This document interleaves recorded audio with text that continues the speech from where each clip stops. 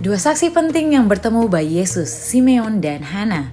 Setiap hari Natal pasti kita akan mendengar atau melihat kisah tentang peristiwa kelahiran Yesus, di mana tokoh-tokoh seperti malaikat, para gembala, dan 3 orang majus diceritakan berjumpa langsung dengan bayi Yesus sang juru selamat. Namun, ada 2 orang tokoh yang bertemu bayi Yesus yang jarang dibicarakan saat Natal. Siapa mereka? Namanya adalah Simeon dan Anna. Siapa mereka dan apa peran mereka sehingga kitab suci mencatat nama 2 orang ini? Mari kita ikuti fakta Alkitab kali ini.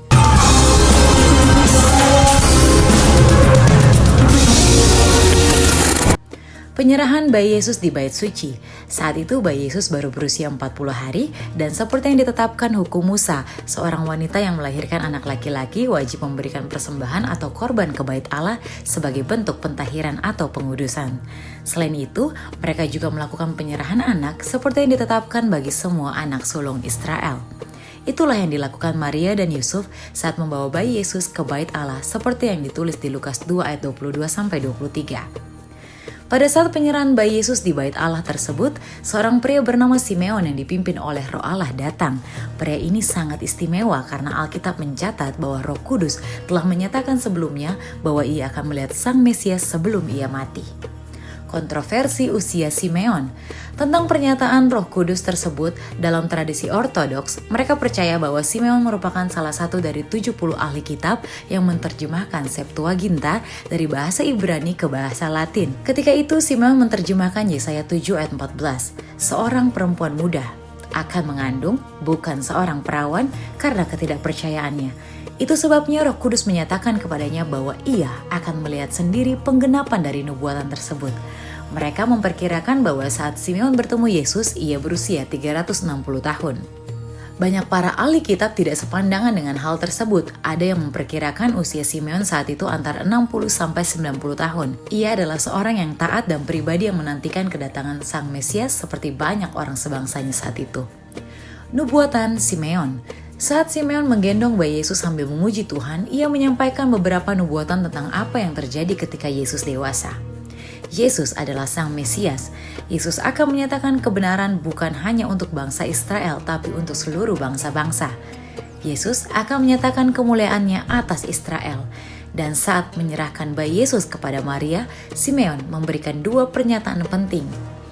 Yesus akan menimbulkan pertentangan karena sebagian orang Yahudi akan percaya bahwa dia Mesias dan ada yang tidak. Yang kedua adalah nubuatan tentang penderitaan dan kematian Yesus di kayu salib yang akan membuat hati Maria terluka. Hana, nabiah yang menantikan Sang Mesias. Di saat yang sama, seorang nabi perempuan bernama Hana yang usianya sudah 84 tahun digerakkan Roh Kudus untuk datang ke tempat itu dan melihat bayi Yesus. Yang berbeda dari Simeon, Hana digerakkan Roh Allah untuk memberitakan tentang Sang Juru Selamat kepada banyak orang di Bait Allah saat itu. Hana sendiri adalah seorang janda. Ia kehilangan suaminya setelah 7 tahun menikah. Dia dari suku Asher dan ayahnya adalah Fenuel. Setelah suaminya meninggal, Hana mendedikasikan dirinya kepada Tuhan dengan berdoa dan berpuasa di Bait Allah. Teladan Simeon dan Hana. Ada keteladanan penting yang perlu kita panuti dari sosok Simeon dan Hana, yaitu keduanya menantikan datangnya Sang Mesias. Dalam masa menunggu, mereka melakukannya dengan beribadah sungguh-sungguh, bahkan dikatakan Hana berdoa dan berpuasa setiap hari di Bait Allah. Sang Mesias, Juru Selamat dunia memang sudah hadir dan menebus kita dari dosa. Namun kita saat ini memiliki tugas lain, yaitu menantikan kedatangannya yang kedua kali. Mari, lakukan penantian kita dengan sikap yang sama seperti Hana dan Simeon. Miliki cara hidup yang takut akan Tuhan dan bergaul erat dengan Roh Kudus, sehingga setiap langkah kita dalam tuntunannya.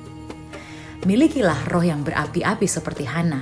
Ketika melihat Sang Juru Selamat, ia tidak tahan untuk memberitakan kepada semua orang kabar gembira tersebut. Mari rayakan Natal tahun ini dengan semangat dan sukacita untuk memberitakan kabar keselamatan kepada banyak orang. Demikian fakta Alkitab kali ini. Tuhan Yesus memberkati.